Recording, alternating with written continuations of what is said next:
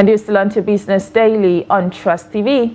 According to the recently released labor data by the National Bureau of Statistics, Nigeria's unemployment rate for the third quarter of 2023 increased from a whopping 4.2% to 5.0% in the third quarter of 2023. And joining me now to discuss trends or issues around the rising unemployment in Nigeria and how we can grow the Nigerian human capital development, I am joined now by public analyst Matthias Tsado. Thank you for joining us on Business Daily. Okay, I'd just like for you to, react to this data from the NBS, from the National Bureau of Statistics. Unemployment rising to 5% from 4.2%. In my opinion, that is some tremendous growth. But let us hear from you. What do you make of this data? Well, thank you. First of all, I think we need to lay certain basic foundations on the recent structure that is being used by the Nigeria Bureau of Statistics in terms of measurement for jobs for the country, because the unemployment rate as it is in the country, according to them, I think it's rather suspicious, because if you have the number of citizens that you have in the streets of the country that are jobless, looking at your family alone or your community, you know that we're not even talking around 20%, 30%. However, based on what they said, they have the calibrations that they use for their measurement, or for the statistics that they have adopted for this style that they are currently publishing. I think even with that, we still have issues with unemployment. And the issue is, we have not been able to address the fundamental challenges in the country in terms of growing the real sector, in terms of making policies that will enable businesses to thrive. And if you have a situation whereby, if you have a country whereby the engine room of the economy is the government, you discover that you have a big problem too in your hands. So Nigeria as a country has not been able to address these fundamental issues. Howbeit, the rise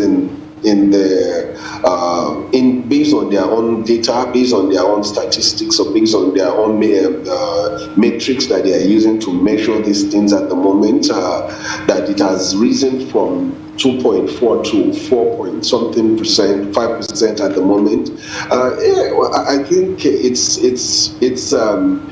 something that no one should be surprised, because if you look at what is happening currently in the country, the rate at which jobs are, businesses are shutting down, small businesses are closing down because they are not able to meet up with their production cost, and the rising cost of everything in the country at the moment. I think it's hitting on businesses, and it's just not so. Therefore, it's not surprising to have to see that the unemployment rate is rising in the country. It is not the only thing that is rising. You can see virtually everything is rising in the negative direction. The inflation is rising. The rates of the exchange rates is rising. The cost of living is rising. So virtually everything is on the rise.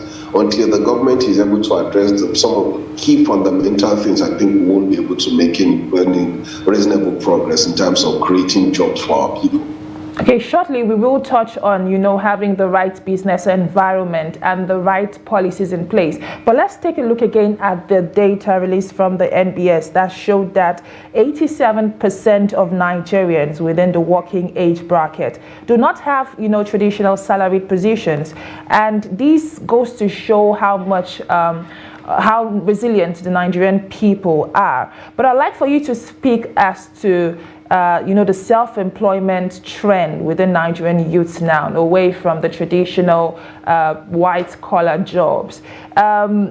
what do you make of that, and how much of an impact would you say that is having on the Nigerian economy? Away from working for the government, now starting and running their own businesses, which is obviously a more popular option for the Nigerian youth.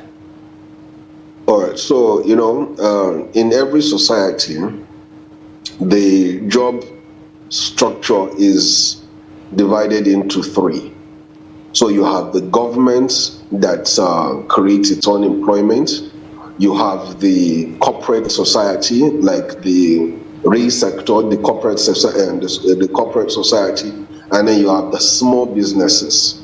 Now, virtually in most of the developed countries or developed societies, the sector that recruits more people is actually the small businesses. The businesses that is doing 2, 3, 4, but they are in millions. So if you have that sector doing well, you will see that you have an economy that is doing well. However, what we're seeing in the country at the moment is that we don't have a structured system that is able to help the society. Even if people want to help themselves, they struggle because the things that are the fundamentals that are supposed to be on ground for them to thrive are not there. So that's why the society as it is at the moment, I think it's in crisis. However, I like majority of young people, when you go to malls, when you go to ICT centers, when you go to places where people are fixing phones or fixing gadgets and all that. So you have young people who on their own just pick up their own lives to see how they can help themselves.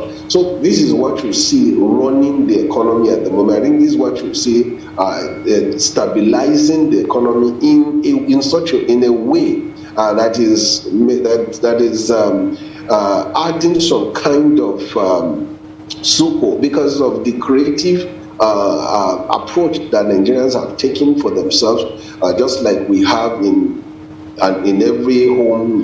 You are responsible for your electricity, you are responsible for your security, you are responsible for your children's education, you are responsible for your water. So people at the moment are responsible for creating jobs for themselves. So you see young people after school, there's no job to do, so they go out, learn a trade. In the cyberspace, in social media, people are just enterprising things for themselves so that they are able to get by with life. So I think so far what we can only advise the government is that if you are not going to be able to create the kind of jobs that the Nigerian people need, create the enabling environment for them to be able to thrive on their own individual struggle. And I think basically that's what I have to say. Indeed. Nigeria's ambitious poverty alleviation programs or target will not happen until, there are, tangible actions towards increasing or improving on the human capital development within Nigeria. You've talked about putting the right structures in place, to ensure that businesses thrive in the Nigerian business ecosystem. So let's hear from you. What specific structures are you, referring to? Would you suggest we are put in place to ensure that businesses thrive, small businesses thrive in Nigeria?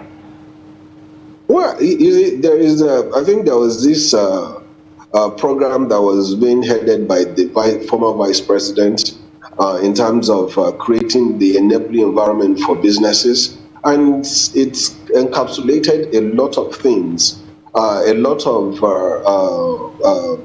ideas were put forward in the document or in the plan there.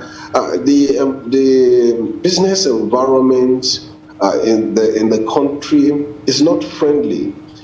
You have a situation whereby government comes up with ridiculous policies such as removal of subsidy, draconian removal of subsidy, unification of exchange rates. These things have negative impacts on the people. Every policy that government wants to come up with, government must be able to think through these policies, look at the pros and the cons, and then do detailed analysis. Like what I always advise, that you have to be able to have a think tank that will sit down and then be able to do the consequences analysis of the actions of government. Now, as it is at the moment, Nigerian government has created a system, or has created chaos based on the announcement by the president on the first day in office. Who does that? How does the president go out on the day of inauguration and make a very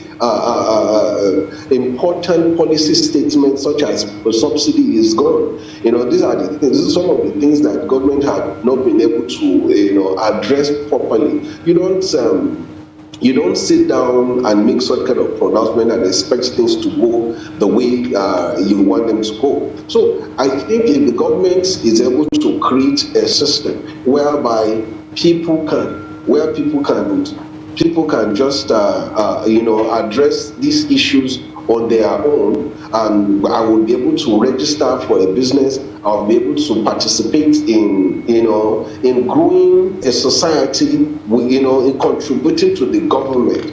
By the time I'm able to do all of those kind of things on my own, based on my own strength, based on the things I have, based on the intent and the talents and the capacity that I've been able to build over the years, I think that Nigerian people on their own will pick up these traits and then they'll run with it.